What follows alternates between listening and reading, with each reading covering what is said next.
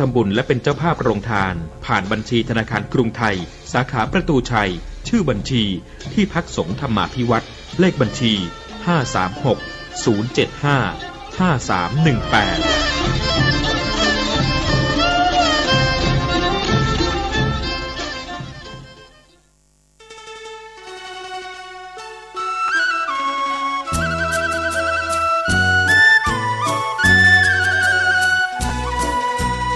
ความเจริญมั่นคงอยู่ที่ความเสียสละอดทนมั่นคงแข็งแรงแสวงหาความรู้ต่อสู้อุปสรรคกำจัดสิ่งเสี่ยงติดเสริมสร้างชีวิตพอมีพอเพียงพระบาทสมเด็จพระเจ้าอยู่หัวท่านรับสั่งให้ใช้ชีวิตพอมีพอเพียงเราก็อยู่กันได้เพราะฉะนั้นคนไทยต้องสมัครสมานสามัคคีหันหน้าเข้าหากันปรึกษาหากันรักกันฉันพี่น้องเราก็จะอยู่ได้เพราะเวลานี้ยุคโลกาภิวัตน์มันจะมีการเปลี่ยนแปลงทางขนบธรรมเนียมจริตประเพณีบางสิ่งบางอย่าง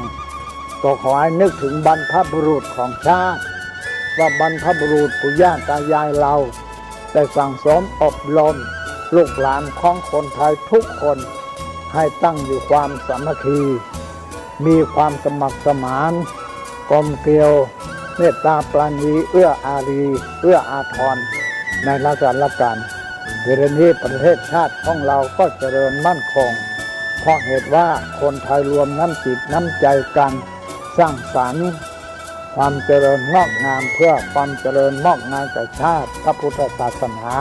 สำนักงานของพระมหากษัตริย์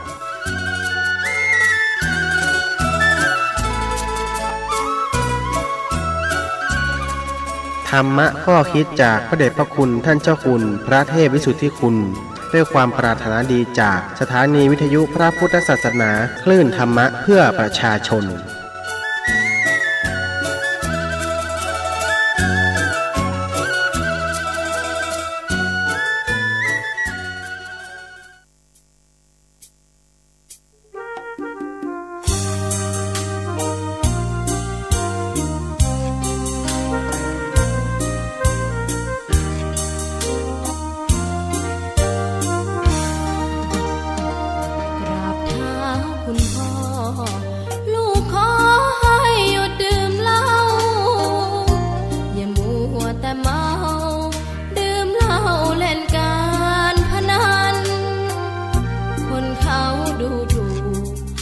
ว่าพ่อขี้เกียจทำงานชาวบ้านรังเกียจเดียฉันต่างประจานคุณพ่อสิ้นดีสงสารคุณแม่ลำบากแท้หาเงินมาให้ได้มาเท่าใดพ่อใช้จนหมดไม่มีขัดสนจนยากลำบากคนแค้นเต็มทีอนาคตของลูกริบหรี่ความหวังที่มีมืดมนพ่อดื่มสุราเหมือนกินน้ำตาของแม่พ่อจ๋าฐานะเราแย่หากไม่แก้ความจนแม่เตือนพ่อด่าตบตีแม่ช้ำระกำมองมนซ้ำถูกคนเขานินทากราบเท้าคุณพ่อลูกขอให้หยุดดื่มเหล้าหากมัวแต่เมาคนเขาย้ำหมิ่นเรื่อยมากลับตัวเสียใหม่กลับใจมาพัฒนาพ่อจะมีคุณค่าเลิกดื่มสุราเลิกการพนัน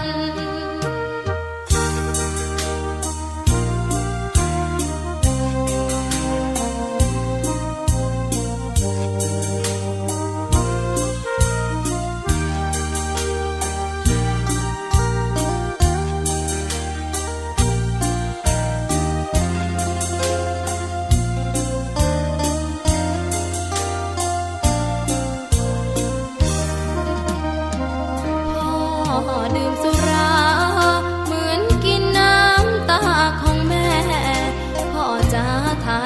เราแย่หากไม่แก้ความจนแม่เตือนพ่อด่าตบตีแม่เสียจนชอกช้ำระกำมองมนซ้ำถูกคนเขานินทากราบเท้าคุณพ่อลูกขอให้หยุดดื่มเหล้าหากมัวแต่เมาคนเขาย้ำหมิ่นเรื่อยมากลับตัวเสียใหม่กลับใจมาพัฒนาก็จะมีคุณค่าเลิกดื่มสุราเลิกการพนัน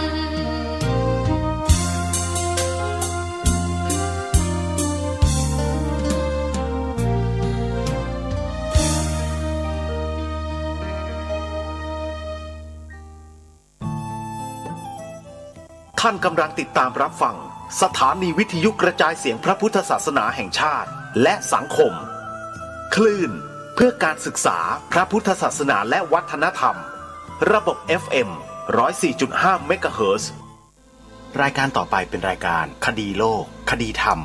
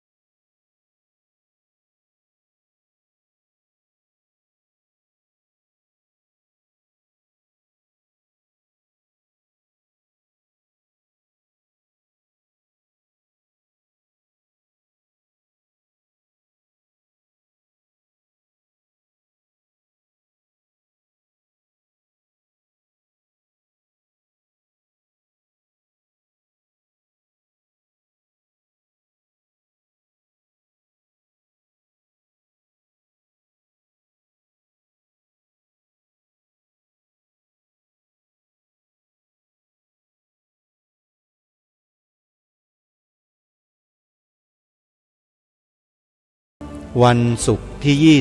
22 กรกฎาคม พระพุทธศักราช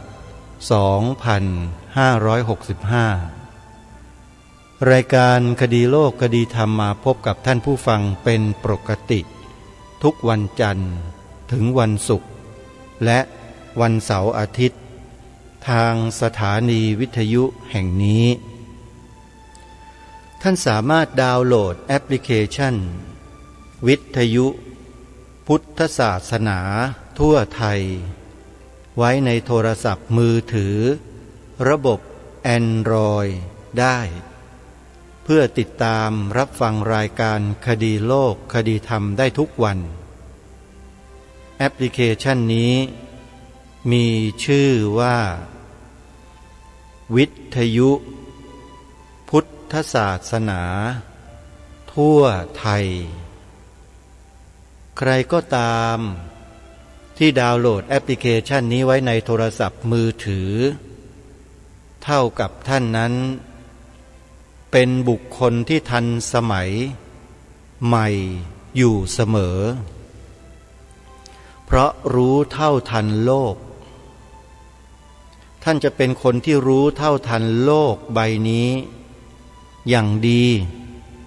ถ้าท่านได้ดาวน์โหลดแอปพลิเคชันตัวนี้ไว้ฟังธรรมะทุกวันอันนี้ขอยืนยันได้เพราะอาตมาภาพแต่ก่อนแต่ไรก็ไม่เคยรู้ธรรมะของพระพุทธเจ้าคืออะไรตรัสสอนอย่างไรหมายถึงอะไรแต่ก่อนก็ไม่เคยเรียนรู้ก็ได้แต่ศึกษาเล่าเรียนทางโลกเรียนชั้นประถมชั้นมัธยมแต่ไม่ได้เรียนชั้นอุดมศึกษานะโยมเรียนแค่จบแค่ม.ปลายเป็นศิษย์เก่ากศน.แล้วก็เรียนพวกสารพัดช่างพระนครจบช่างยนต์ ไม่ว่าจะเป็นช่วงล่างรถยนต์เครื่องยนต์แก๊สโซลินเครื่องยนต์ดีเซลไฟฟ้ารถยนต์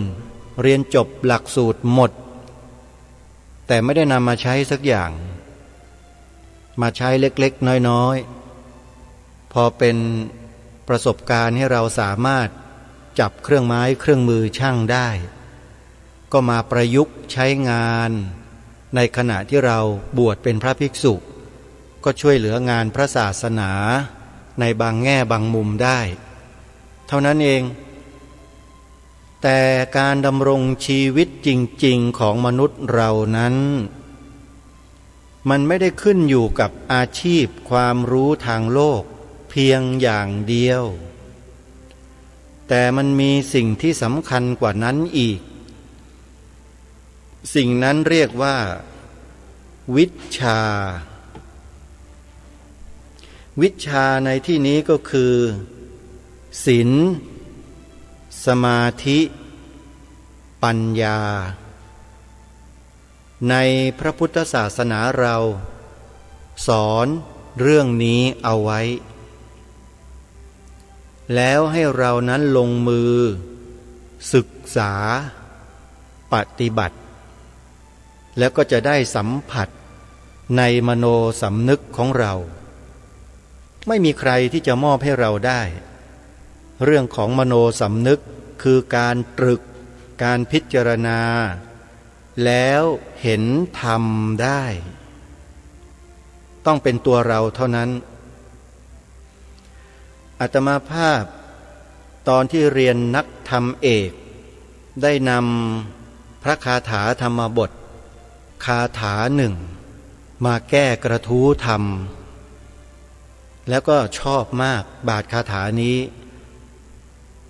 บาทคาถานี้องค์สมเด็จพระสัมมาสัมพุทธเจ้าตรัสไว้ว่าอัตตาหิอัตตโนนาโถพวกเราก็รู้แต่เพียงเท่านี้แหละแต่จริงๆแล้ว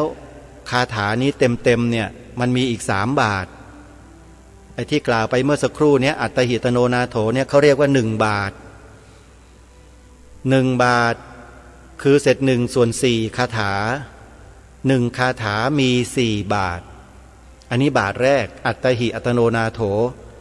บาทที่2โกหินาโถปะโรสิยาบาทที่3อัตตนาหิสุทันเตนะและบาทสุดท้ายนาถังละพติทุลลพังนี่คือคาถาที่อาตมาภาพใช้แก้กระทู้ธรรมในชั้นนักธรรมเอกซึ่งชอบมาก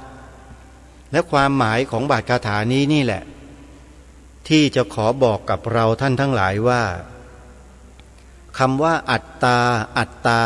ในบาทพระคาถานี้เนี่ยนะฮะหมายถึงจิตใจของเรานี่แหละท่านใช้คำว่าอัตตาไม่ใช่อัตตาตัวตนเหมือนอย่างร่างกายสังขารที่เราเข้าใจไม่ใช่นะศาสนาพุทธนั้นให้ความสำคัญเรื่องของจิตโดยเฉพาะเลยฝึกฝนจิตอบรมจิตพัฒนาจิตเพื่อให้หลุดพ้นจากรูปนามขันธ์5หลุดพ้นยังไงไม่ยึดมั่นไม่ถือมั่นปล่อยวางได้ปล่อยวางไม่ใช่การปล่อยปละละเลยนะโยมเป็นการปล่อยวางอารมณ์ทั้งหลายทั้งปวงที่ผ่านเข้ามาทางตาหูจมูกลิ้นกายใจเราเนี่ย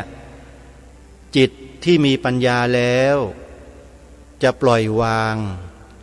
จะไม่เก็บเอามาให้รกสมองรกจิตรกใจจนป่วยไข้จนไม่สบายเป็นโรคจิตกันทั้งบ้านทั้งเมือง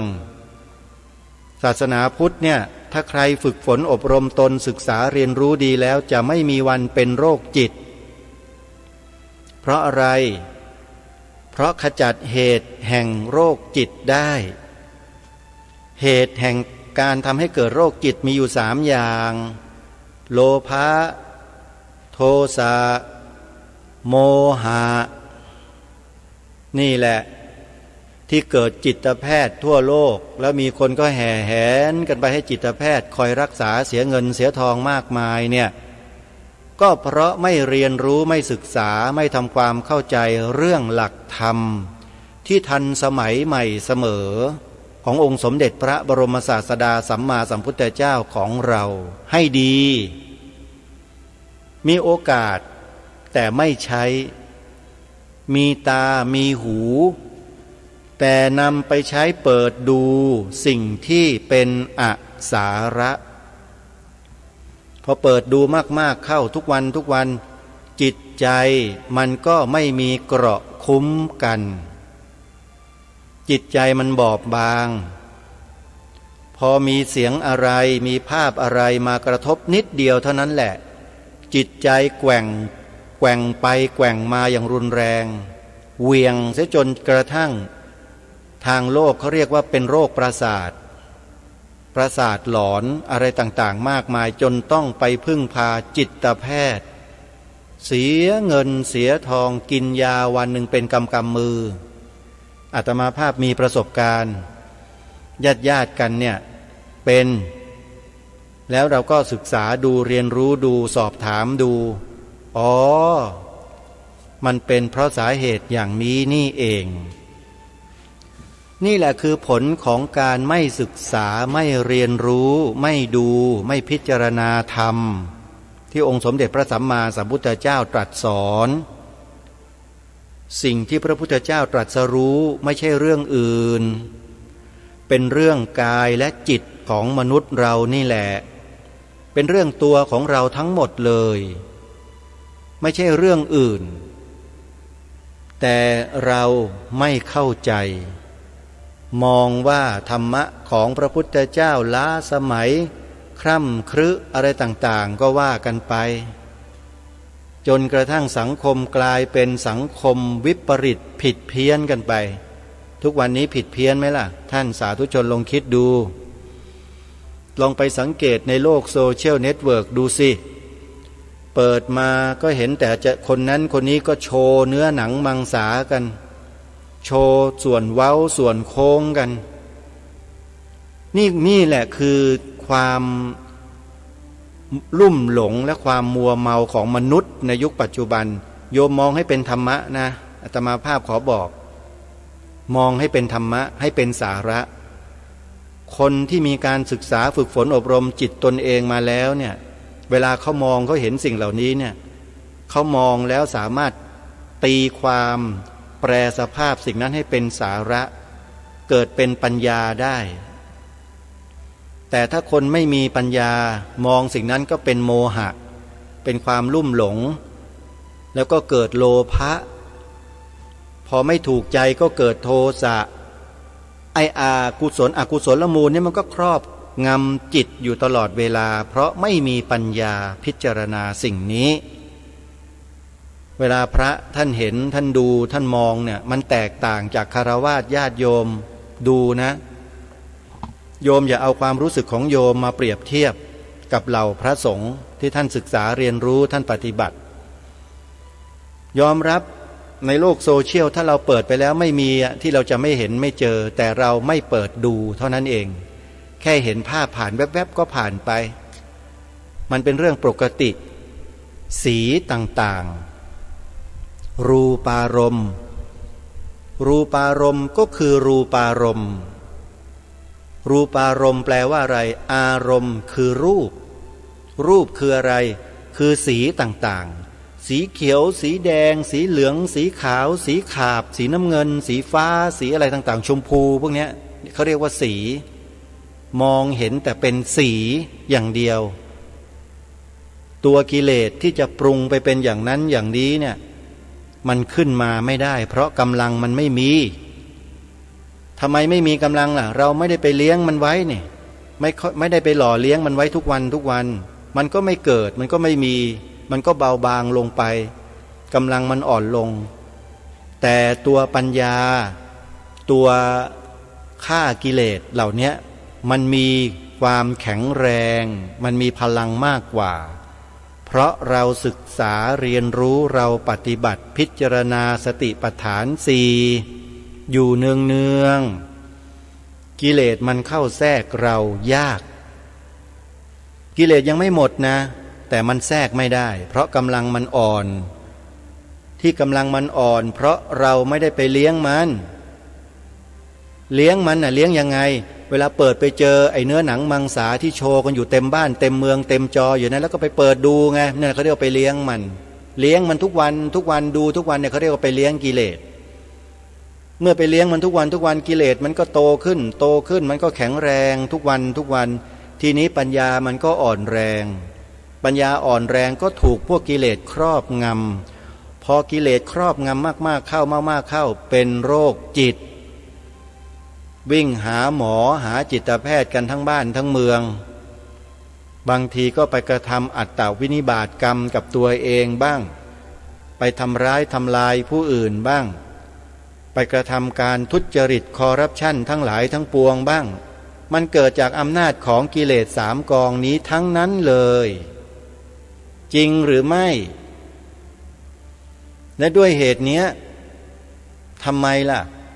วิชาศีลธรรมวิชาหน้าที่พลเมืองจึงจะไม่สำคัญมากสำหรับสังคมมนุษย์เราโดยเฉพาะไอ้มนุษย์ในประเทศไทยของเราแต่ก่อนในโรงเรียนเขามีวิชาศีลธรรมวิชาหน้าที่พลเมืองวิชาประวัติศาสตร์ชาติไทยที่คอยพร่ำสอนเด็กๆเยาวชนให้มีจิตสำนึกรักชาติศาสนาพระมหากษัตริย์มาโดยตลอดอยู่ๆก็มีใครไม่รู้ไปยกเลิกหลักสูตรวิชาเหล่านี้ของชาติบ้านเมืองเรา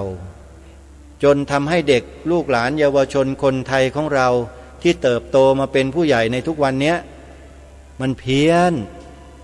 เป็นโรคจิตเต็มบ้านเต็มเมืองไปหมดเลยจริงหรือไม่ลองพิจารณาดูว่าสิ่งที่พูดนี้ใช่หรือไม่จริงหรือไม่อย่างไรอันนี้ต้องขอบอกกับท่านผู้ฟังทั้งหลายว่าการที่เราจะสร้างเหตุสร้างปัจจัยที่เป็นกุศลก็ดีอกุศลก็ดีจำเป็นที่เราจะต้องทำการศึกษาเรียนรู้สิ่งเหล่านี้ให้ดี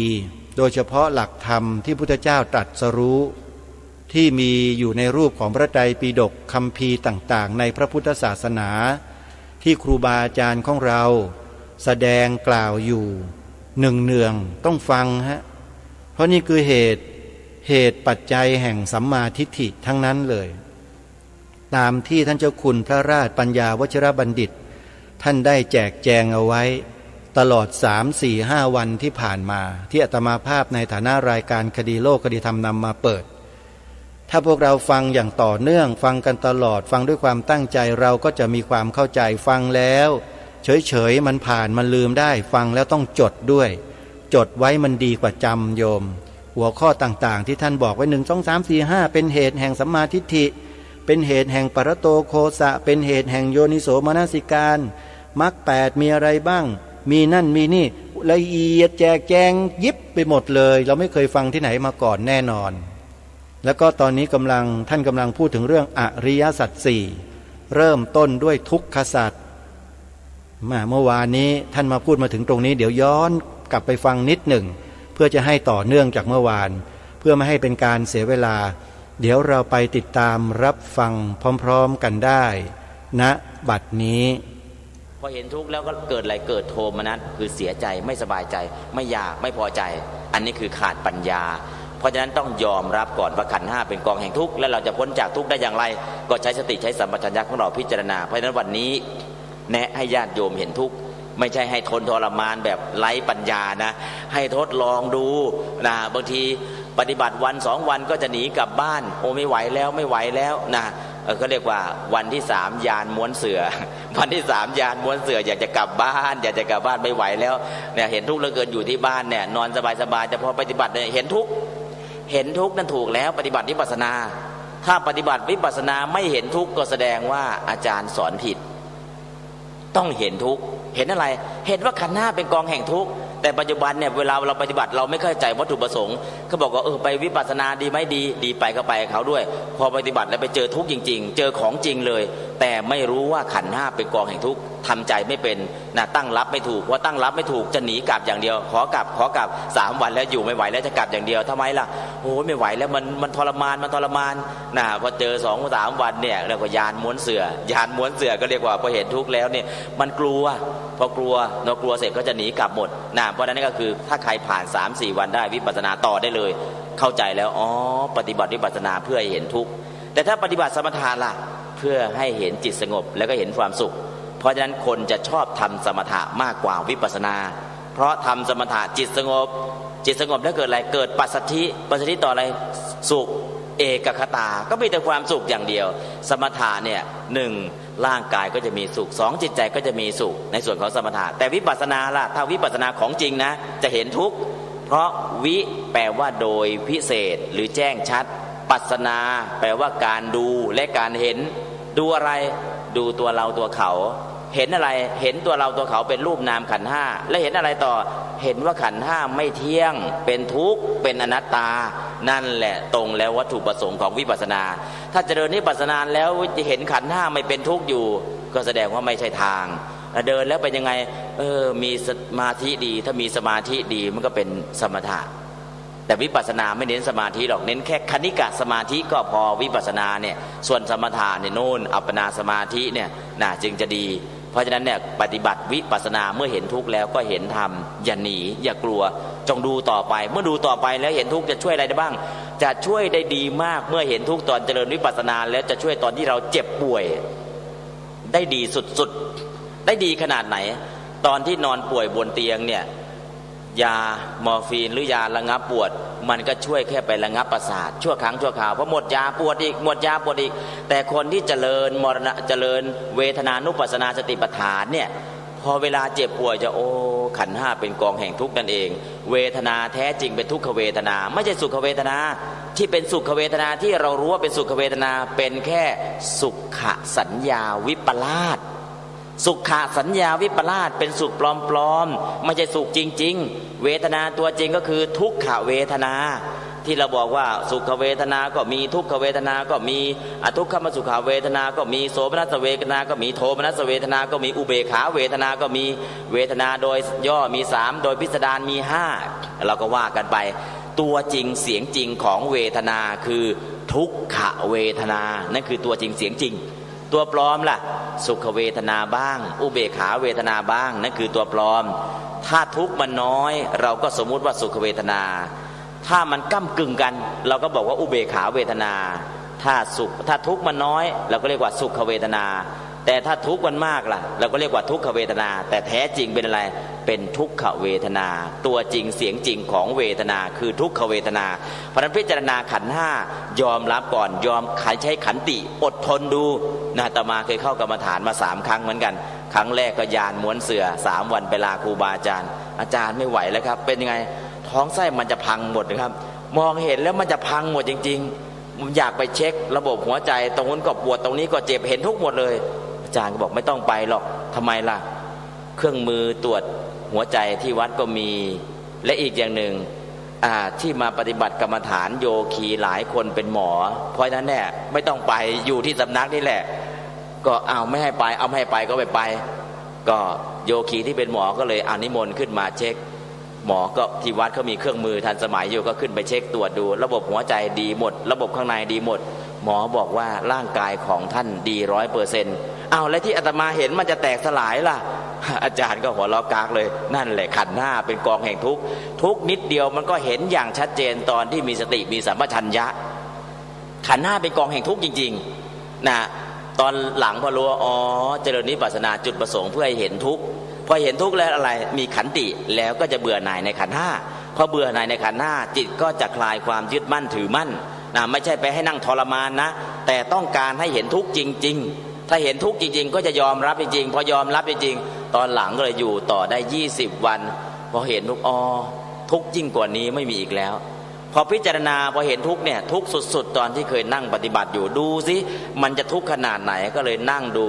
เหงื่อพระการออกจนเปียกจีวรหมดเปียกตัวหมดเลยร้อนทั้งตัวร้อนดูที่จะทุกข์ขนาดไหนดูพอเหงื่อออกเปียกท่วมตัวเย็นวูบไอ้ที่ทุกข์อยู่ร้อนตัวหายหมด เฮ้ยเมื่อกี้นี่ทุกข์ขนาดนี้ตอนนี้มันหายไปไหนตกใจตัวเองพอมีขันติพอทนไหวไอ้ทุกข์ที่มันเป็นอยู่สุดๆมันหายหมดเลยบอกโอ้สุดๆมันแค่นี้เองหรือเลยว่าโอ้ทุกข์แค่นี้เองหรือเมื่อก่อนนี่กลัว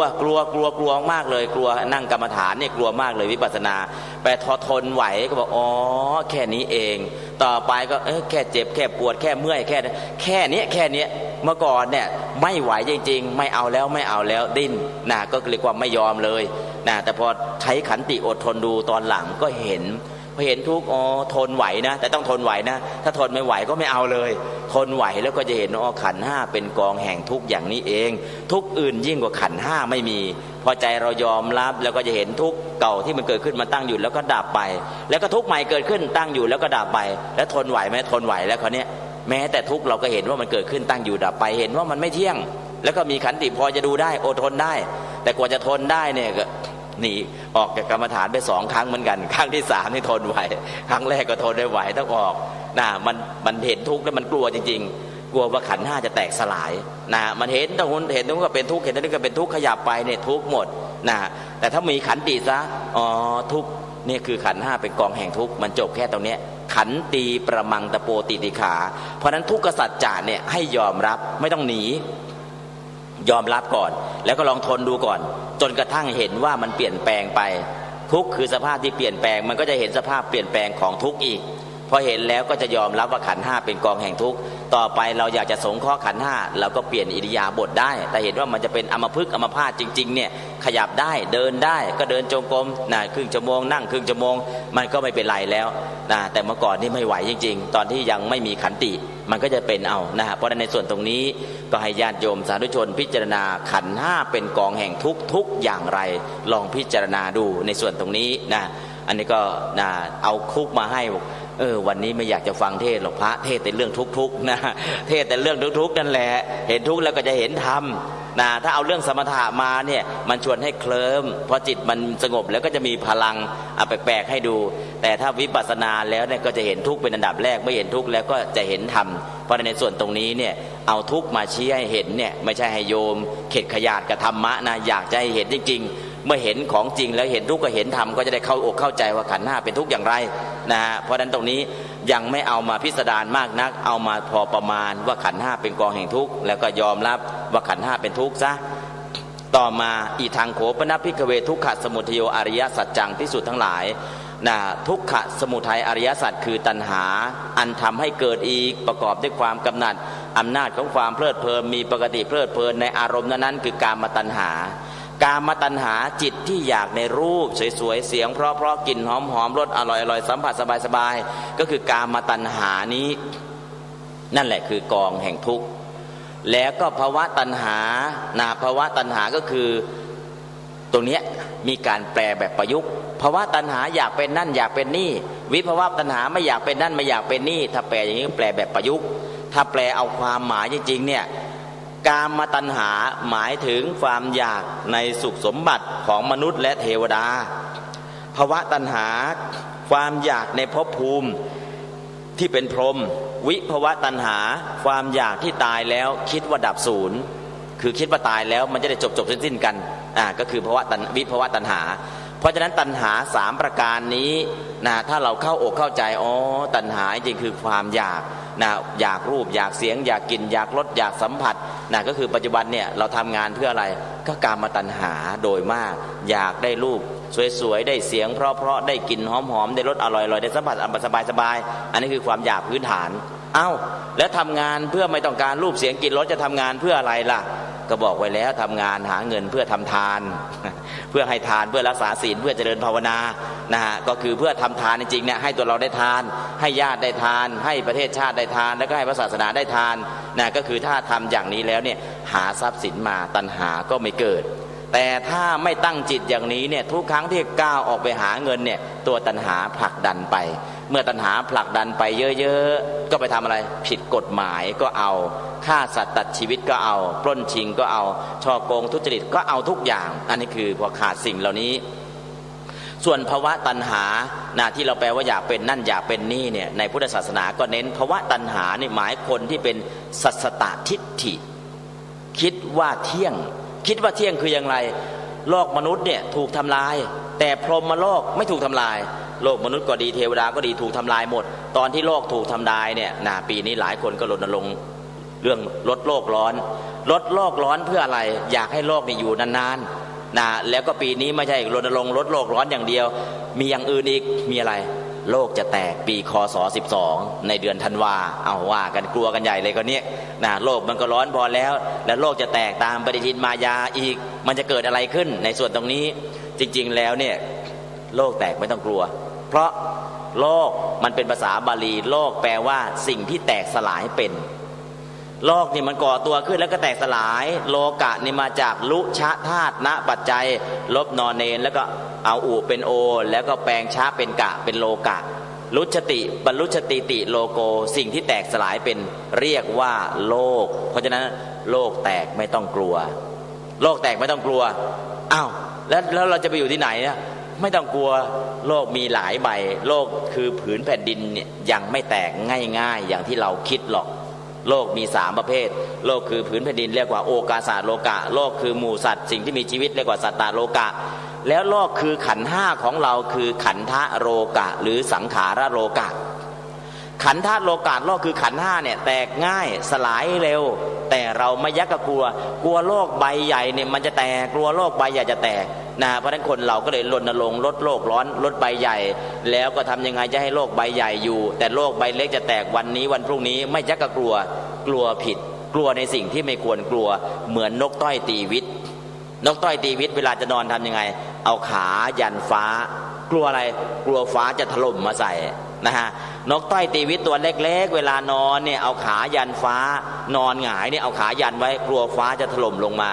มนุษย์เราตอนนี้ก็เช่นเดียวกันกลัวโลกใบใหญ่จะแตก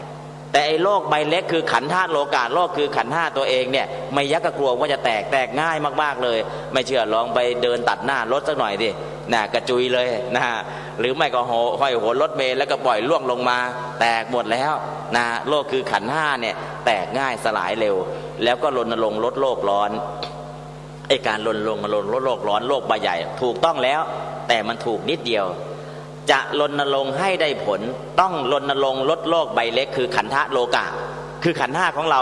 โดยเฉพาะวิญญาณขันธ์คือจิตใจของเราที่ไปอยากใช้สอยทรัพยากรธรรมชาติแล้วก็ทำลายทรัพยากรธรรมชาติเพื่อที่จะให้ตนเองมีความสุขเพราะฉะนั้นถ้ารณรงค์ลดโลกใบเล็กคือขันธะโลกะโดยเฉพาะวิญญาณขันธ์เนี่ยให้ลดความอยากได้วันไหนวันนั้นโลกใบใหญ่ก็จะเย็นลง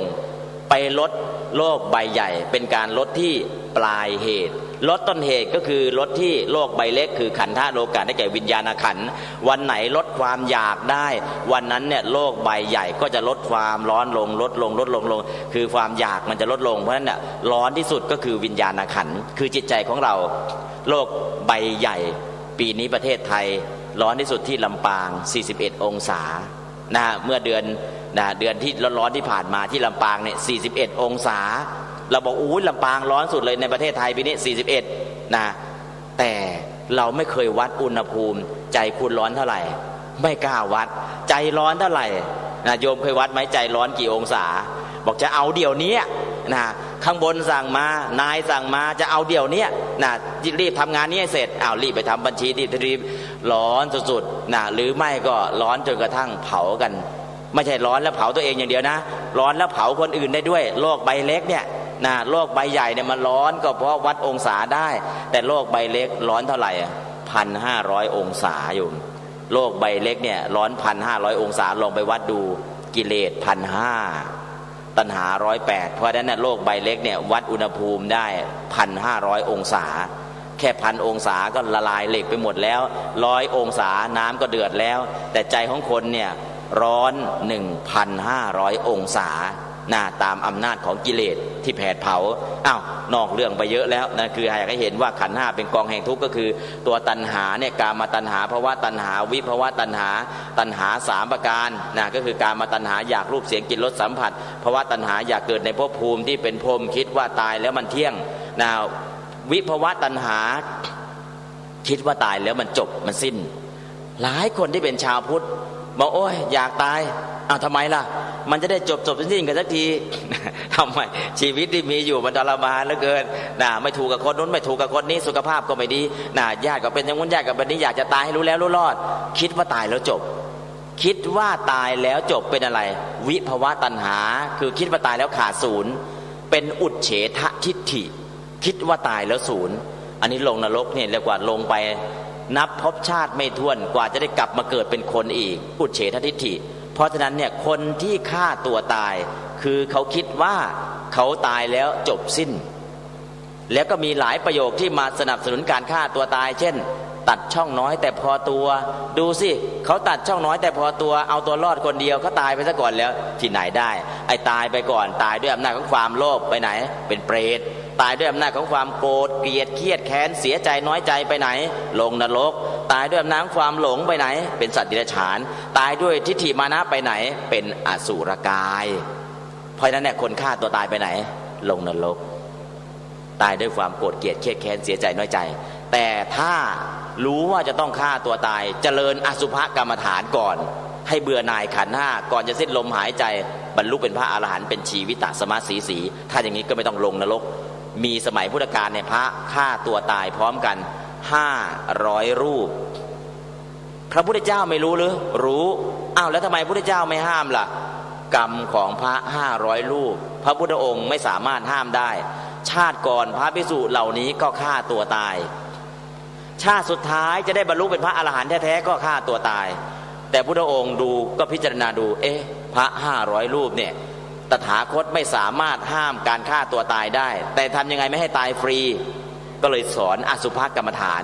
สอนอสุภกรรมฐานในพิจารณาว่าร่างกายของเราเนี่ยมันเต็มไปด้วยผมขนเล็บฟันหนังเนื้อเอ็นกระดูกมันเป็นเต็มไปด้วยของที่น่าเกลียดต่างๆผมก็น่าเกลียดขนเล็บฟันหนังเนื้อแต่ละชิ้นเนี่ยจับมาแยกชิ้นส่วนเอาดูที่เป็นของที่น่าเกลียดทั้งนั้นเลยพอพิจารณาอย่างนี้พระเหล่านั้นเจริญอสุภกรรมฐานก็เบื่อหน่ายในขันธ์ห้าร่างกายของเราเต็มไปด้วยของไม่สะอาดมันน่าเกลียดขนาดนี้เกิดขยะแขยงในร่างกายก็อยากตายเลยเขาเนี่ยอยากตายแล้วไม่รวยเหมือนสมัยนี้นะจ้างคนได้นะไม่มีอะไรจะไปจ้างคนเอาบาตรโยมถ้าโยมฆ่าอาตมาได้เนี่ยบาตรเนี่ยเอาไปได้เลย จ้างให้คนที่ขอทานเนี่ยมาฆ่าตัวเองโดยให้บาตรให้จีวรเนี่ยเป็นค่าจ้างโยมช่วยฆ่าอาตมาให้หน่อยบอกผมไม่กล้าฆ่าหรอกครับฆ่าพระกบาปดิไม่ใช่อาตมาอยากตายเอาท่านอยากตายเรื่องอะไรล่ะโอ้ยอาตมาพิจารณาอสุภกรรมฐานที่พระพุทธเจ้าทรงสั่งสอนแล้วนี่อาตมาเบื่อในขันธ์หน้าอยากจะตายเต็มทีเพราะฉะนั้นโยมช่วยอาตมาโยมจะได้บุญโยมจะได้บุญบอกนี่ข้าพระได้บุญด้วยเว้ยได้บุญด้วยแล้วก็ได้อัฐบริขารได้ของพระด้วยเอางั้นก็เอาฆ่าก็ฆ่าตอนหลังก็เลยฆ่าให้ตายไปกี่องค์500แต่ก่อนที่พระเหล่านี้จะฆ่าตัวตายโดยจ้างคนอื่นมาฆ่าเนี่ยพุทธองค์เทศอสุภกรรมฐานเสร็จพุทธองค์ก็หนีไปจำพรรษาอยู่ในป่าแล้วก็สั่งกับพระภิกษุทั้งวัดว่าห้ามภิกษุรูปใดๆเข้าไปหาไปเยี่ยมและห้ามรายงานการเคลื่อนไหวในวัด ในวัด500รูปจะเป็นอย่างไรห้ามนำข่าวในวัดไปแจ้งเอาอาหารไปส่งอย่างเดียวนะพุทธองค์สั่งไว้อย่างเงี้ยกันในช่วงพรรษา3 เดือนมีพรรษาหนึ่งที่พระองค์เข้าประจำพรรษาอยู่ในป่าเพราะจะรู้พระองค์รู้ว่าพระ500รูปจะฆ่าตัวตายจากการที่กรรมเก่าเคยฆ่าตัวตายมาแล้วชาตินี้จะต้องฆ่าตัวตายแต่จะไม่ตายฟรีเพราะพุทธองค์ให้อสุภกรรมฐานไปแล้วพิจารณาจนเบื่อหน่ายในขันธ์ห้าก่อนจะสิ้นลมหายใจจะได้บรรลุเป็นพระอรหันต์แต่ถ้าพระองค์อยู่ในเหตุการณ์จะถูกชาวบ้านตำหนิติเตียนว่าดูสิเป็นพระพุทธเจ้ารู้ทุกอย่างทำไมไม่ห้ามลูกศิษย์ตัวเองที่ฆ่าตัวตายแค่นี้ก็ช่วยลูกศิษย์ตัวเองไม่ได้แล้วจะไปช่วยคนอื่นได้ยังไง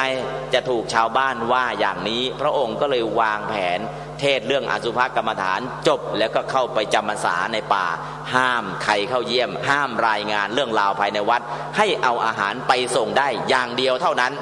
พระองค์ก็ไปอยู่ในพรรษาในป่าพอกลางพรรษาพระก็พิจารณาอสุภกรรมฐานจนเบื่อหน่ายในขันธ์ห้าจนกระทั่งเบื่อสุดๆเลยเบื่อสุดขนาดไหนขันธ์ห้าของเรามันไม่มีอะไรเลยนะมันน่าขยะแขยงมันไม่เห็นไม่สวยไม่งามเบื่อจนกระทั่งเอาไปจ้างคนมาฆ่าตัวเองนั่นแหละพอฆ่าตัวเองก่อนจะสิ้นลมหายใจก็เจริญอสุภกรรมฐานไปก่อนที่จะถูกตัดคอขาดก่อนที่จะถูกฆ่าตายแต่ละรูปเนี่ย ได้บรรลุเป็นพระอรหันต์พอบรรลุเป็นพระอรหันต์จบตายเป็นชีวิตตสมะสีผีปรินิพพานไปเลยชีวิตตสมะสีก็คือได้บรรลุเป็นพระอรหันต์พร้อมกับการสิ้นชีวิตนะถ้าอย่างนี้ก็เรียกว่าไม่ตายฟรี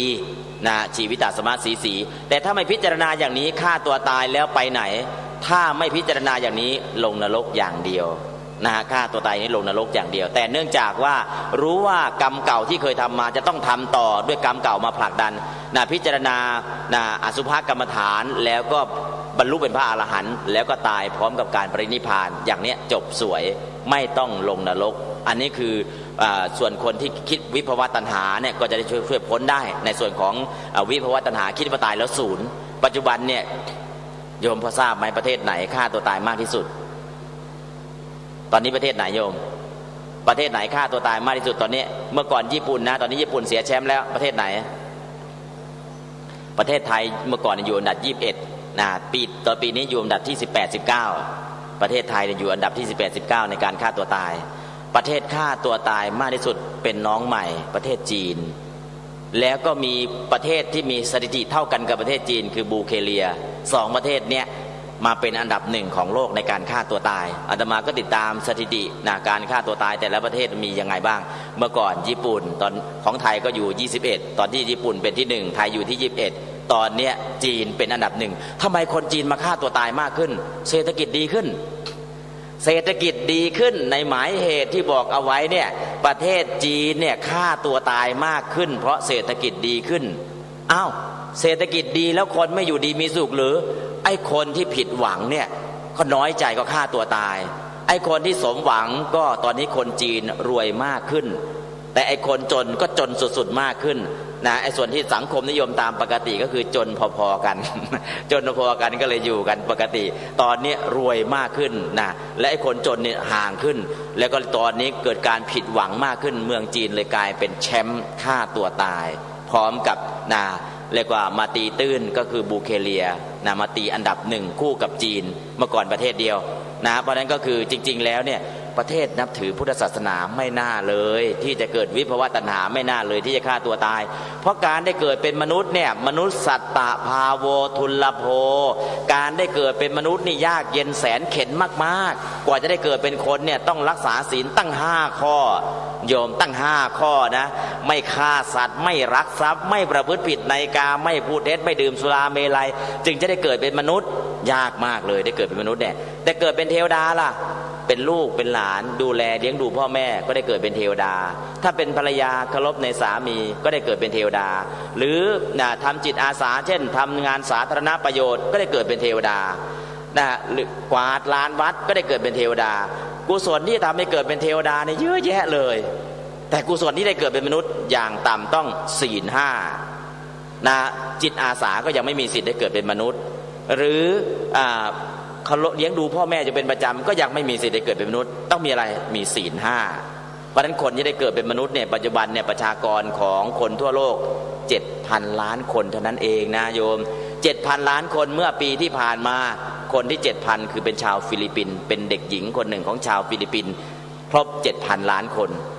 แต่ถ้าเจาะลงไปข้างล่างเนี่ยโยมมองลงไปข้างล่างใต้ดินมีอะไรบ้างปลวกเต็มหมดเลยปลวกอย่างเดียวเนี่ยใต้ผืนแผ่นดินที่เราอยู่เนี่ยเกิน 7,000 ล้านตัวตามกับปลวกมีอะไรอีกมีไส้เดือนมีอะไรสารพัดเลยตามลงไปมีอะไรอีกก็มีสัตว์นรกอยู่ข้างล่างเต็มไปหมดเกิน 7,000 ล้านชีวิตเพราะนั้นจุดเดียวนะเกิน 7,000 ล้านแต่คนทั่วโลกตอนนี้แค่ 7,000 ล้านเท่านั้นนับได้ปีหนึ่งเกิดเท่าไหร่เมื่อก่อน 6,000 ล้านปีที่แล้วครบ 7,000 ล้านแล้วมันไม่มากเลยมนุษย์สัตตภาโวเนี่ยการได้เกิดเป็นมนุษย์เนี่ยอุปมาเหมือนเต่าตาบอดที่ว่ายไปในทะเล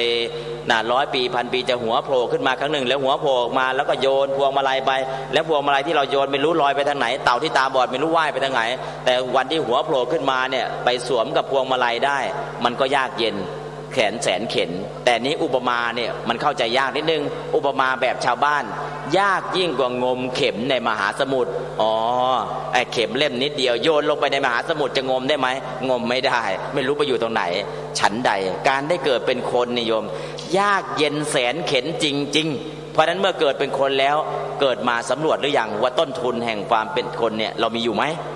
ต้นทุนแห่งความเป็นคนคือศีลห้าเกิดมาแล้วมีกำไรไหมถ้าวันไหนได้ทำสมถะได้เจริญวิปัสสนาวันนั้นได้กำไรชีวิตวันไหนได้รักษาศีลห้าวันนั้นต้นทุนชีวิตยังเหลืออยู่นะศีลห้าก็ไม่รักษาต้นทุนชีวิตหมดแล้วสมถะก็ไม่เคยทำวิปัสสนาก็ไม่เคยเจริญกำไรชีวิตไม่มีเลยมีแต่ต้นทุนทางโลกคือเงินทองและกำไรทางโลกคือการได้ยอมรับจากสังคมแต่ต้นทุนชีวิตไม่มีกำไรชีวิตไม่มีเพราะได้เกิดเป็นคนในยากเย็นแสนเข็ญมากๆช่วยกันสำรวจตรวจสอบว่าต้นทุนชีวิตของเรายังมีอยู่ไหมเตรียมที่จะเกิดในภพชาติต่อไปคือศีลห้าแล้วกำไรชีวิตของเรามีอยู่ไหมได้เคยสวดมนต์ไหมได้เคยเจริญสมถะได้เคยเจริญวิปัสสนาไหมถ้ามีสิ่งเหล่านี้ได้กำไรแล้วชีวิตนะอันนี้คือการได้เกิดเป็นคนเนี่ยเป็นทุกข์ก็จริงแต่เมื่อเห็นทุกข์แล้วก็จะเห็นธรรมเพราะฉะนั้นเนี่ยวิภวะตัณหาอยากจะให้ญาติโยมได้รับรู้ว่าคนที่ฆ่าตัวตายคือคิดว่าตายแล้วศูนย์คิดว่าตายแล้วศูนย์ตายแล้วจบสิ้นตายรู้แล้วรู้รอดนะมีคำนี้ขึ้นมาแล้วก็ฆ่าตัวตายเพราะฉะนั้นเป็นชาวพุทธเนี่ยไม่สมควรดูถูกชีวิตแม้แต่เสี้ยววินาทีเดียวชีวิตนั้นจะอัมพฤกษ์ก็ตามจะอัมพาตก็ตามเป็นพิการก็ตามแต่พิการแค่ร่างกายใจมันไม่พิการใจยังทำกุศลได้เพราะฉะนั้นได้เกิดเป็นมนุษย์เนี่ยรู้จักบาปรู้จักบุญรู้จักคุณรู้จักโทษรู้จักประโยชน์ไม่ใช่ประโยชน์แม้จะพิกลพิการยังไงก็ตามยังหายใจเข้าไม่มีโอกาสทำบุญทำกุศลเลยหายใจเข้าภาวนาพุทธหายใจออกภาวนาโทก็ยังได้บุญได้กุศลอยู่หรือขันธ์ห้าที่นั่งอยู่นี่ขยับเขยื้อนไม่ได้ก็เป็นกองแห่งทุกข์ก็จะเจริญวิปัสสนาเพราะฉะนั้นขันธ์ห้าแห่งมนุษย์เนี่ยสามารถทำกุศลทานก็ได้ศีลก็ได้ภาวนาก็ได้ทำได้ทุกอย่างเพราะฉะนั้นการได้เกิดเป็นมนุษย์ยากเย็นแสนเข็ญเมื่อยากเย็นแสนเข็ญแล้ววิภวะตัณหาที่เข้าใจว่าตายแล้วศูนย์แล้วเกิดฆ่าตัวตายเนี่ยไม่สมควรมีในประเทศที่นับถือพุทธเพราะอะไร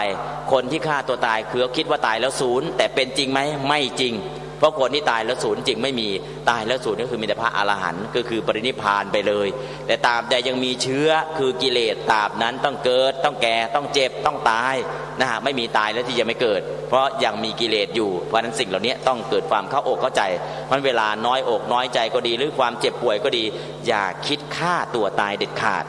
โทรมาหาอาตมาก่อนจะฆ่าตัวตายโทรมาหาอาตมาก่อนก็มีหลายคนที่โทรมาตีสองจะฆ่าตัวตายแล้วฟังรายการนะ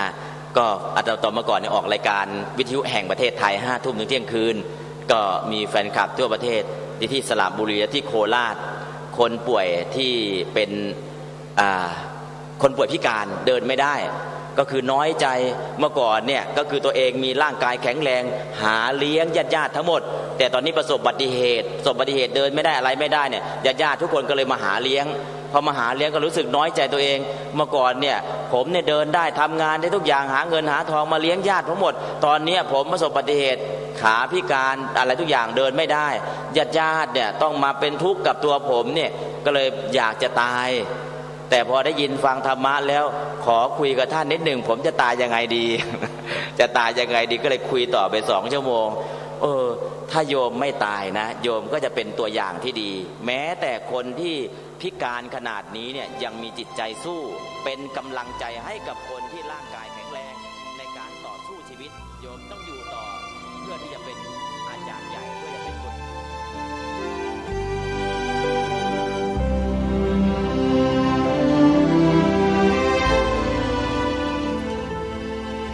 ท่านสาธุชนผู้ฟังทุกท่าน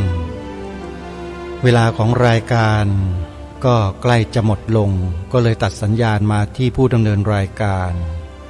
เพื่อจะมาสรุปช่วงท้ายปิดรายการในวันนี้เป็นอย่างไรบ้างท่านสาธุชนทั้งหลายท่านเจ้าคุณพระราชปัญญาวชิรบัณฑิตหรือพระอาจารย์มหาประนอมธรรมลังกาโรเจ้าอาวาสวัดจากแดงจังหวัดสมุทรปราการท่านได้อธิบายขยายความในเรื่องของอริยสัจสี่ที่มีปรากฏอยู่ในบทธรรมจักรกัปปวัตตนสูตรให้เราได้รับความเข้าใจร่วมกันในวันนี้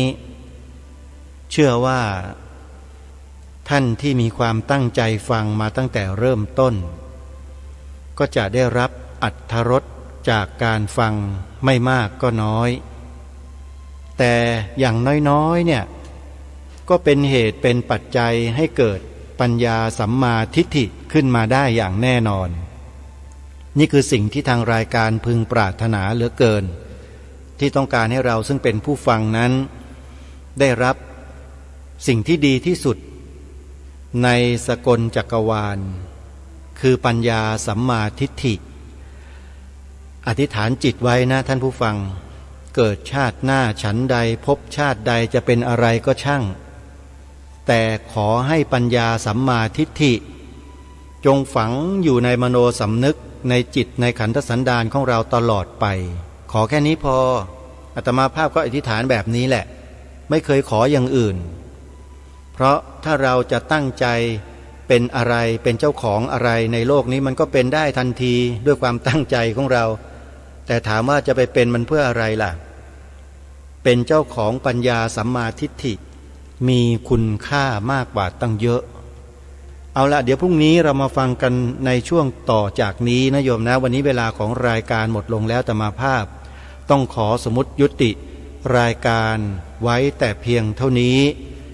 พบกันใหม่ในวันต่อไปขอความสุขความสวัสดีในธรรมแห่งองค์สมเด็จพระบรมศาสดาสัมมาสัมพุทธเจ้าจงปรากฏเกิดมีขึ้นในจิตใจของท่านผู้ฟัง